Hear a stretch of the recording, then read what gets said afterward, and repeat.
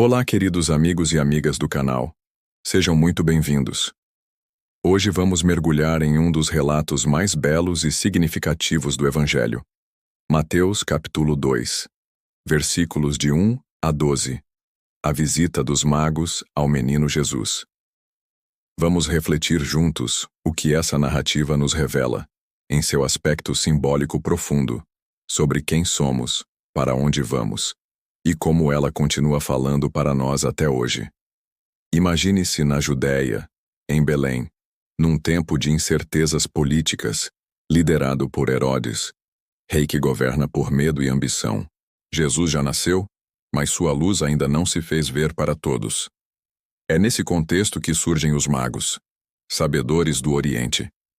Eles veem uma estrela diferente no céu, um sinal que chama. Saturados de astrologia, ciência, mas sobretudo de expectativa, eles perguntam: onde está o rei dos judeus que acaba de nascer? Vimos a sua estrela no Oriente e viemos adorá-lo. Então vamos agora entender mais a fundo os versículos e deixar que seu simbolismo profundo comece a realizar em nós a sua alquimia. Versículo 1. E tendo nascido Jesus em Belém da Judéia, no tempo do rei Herodes, eis que uns magos vieram do Oriente a Jerusalém. Os magos representam buscadores iniciáticos, pessoas que perceberam um sinal superior e partiram em jornada para encontrar a verdade.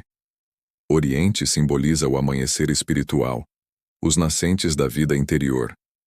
Estes buscadores são os que ativam a sua presença.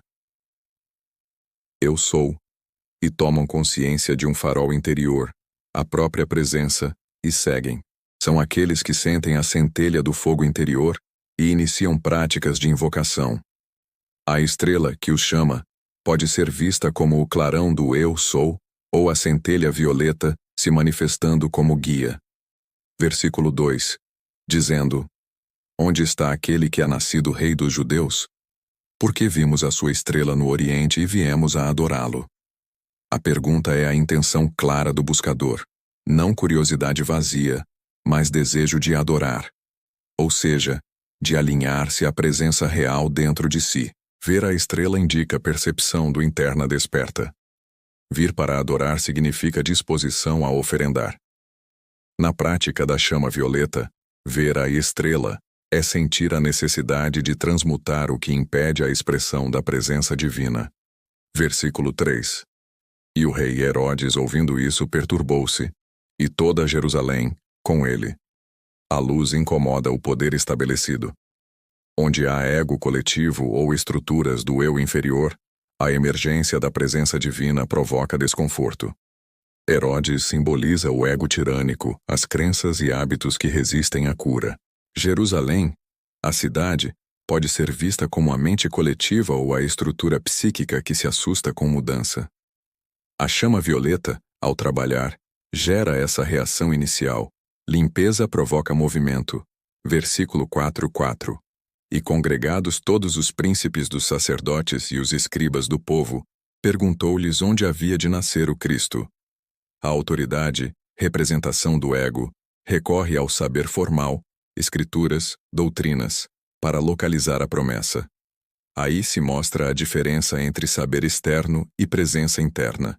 Os doutores trazem referência, mas nem sempre vivência. Para o caminho, conhecimento externo aponta, mas não substitui a invocação direta da chama e da presença. Versículos 5 e 6. E eles lhe disseram, em Belém da Judéia, porque assim está escrito pelo profeta: e tu, Belém, terra de Judá, de modo nenhum és a menor entre as capitais de Judá, porque de ti sairá o guia que há de apacentar o meu povo de Israel. Os escribas citam a profecia: em Belém nasceria o pastor do meu povo. A profecia aponta a humildade. O berço do Supremo não é palácio, mas um lugar simples. O pastor é cuidado e serviço. Belém, casa do pão, lembra o alimento espiritual encontrado na simplicidade do coração. A chama violeta trabalha eficazmente no interior humilde. Pastor é o princípio do serviço do eu superior. A ascensão acontece no solo humilde do coração purificado. Versículos 7, 8, 7. Então, Herodes, chamando secretamente os magos, inquiriu exatamente deles acerca do tempo em que a estrela lhes aparecera. Tué, enviando-os a Belém, disse: Ide, e perguntai diligentemente pelo menino, e quando o achardes, participai-mo, para que também eu vá e o adore. Aqui vemos a duplicidade do ego. Finge devoção, mas planeja controle. Manipula a busca divina para fins próprios. A chama violeta alerta para o risco de se compartilhar a força espiritual com intenções impuras. O trabalho com a chama deve ser feito com integridade. Muitas práticas podem ser desviadas quando expostas ao orgulho e à ambição. Versículos 9, 10, 9. E tendo eles ouvido o rei, partiram. E eis que a estrela, que tinham visto no oriente, ia adiante deles até que, chegando, se deteve sobre o lugar onde estava o menino. 10. E vendo eles a estrela, alegraram-se muito com grande alegria. A estrela guia os magos até parar sobre o lugar onde o menino estava. Os magos se alegram muito. Aqui o guia interior conduz além da razão. Quando a alma encontra a presença, há alegria profunda. A estrela para, quando o buscador alcança ponto de alinhamento. A parada da estrela é o momento da ancoragem do eu sou na consciência. A chama violeta age e a percepção se estabiliza. A alegria é sinal de transmutação bem-sucedida. Versículo 11, 11. E entrando na casa, acharam o menino com Maria, sua mãe, e prostrando-se, o adoraram. E abrindo seus tesouros, lhe ofertaram dádivas: ouro, incenso e mirra. Os dons simbolizam reconhecimento múltiplo. Ouro, realeza da consciência desperta, a entrega da vontade pessoal à presença. Incenso, que isso é uma elevação do verbo. Oração, a chama do louvor que sustenta a transmutação.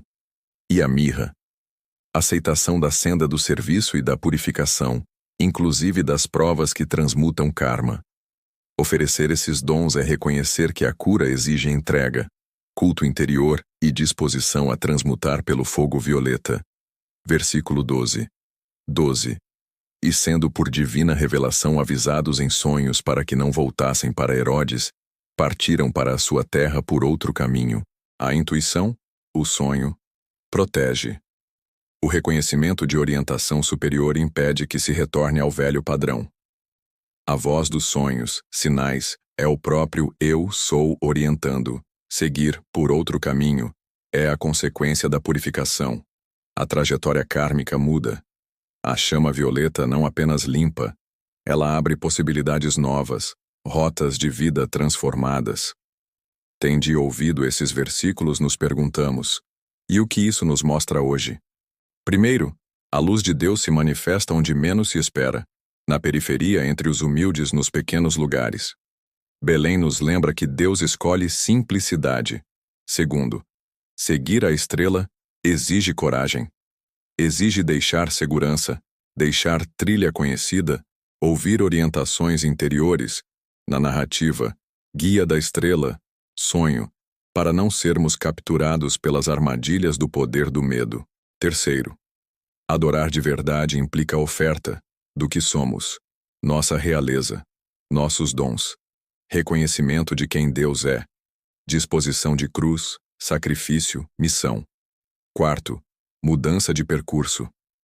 Quando reconhecemos a luz, a volta ao velho caminho, as práticas que alimentam o ego e o medo já não servem. Seguimos por outro caminho.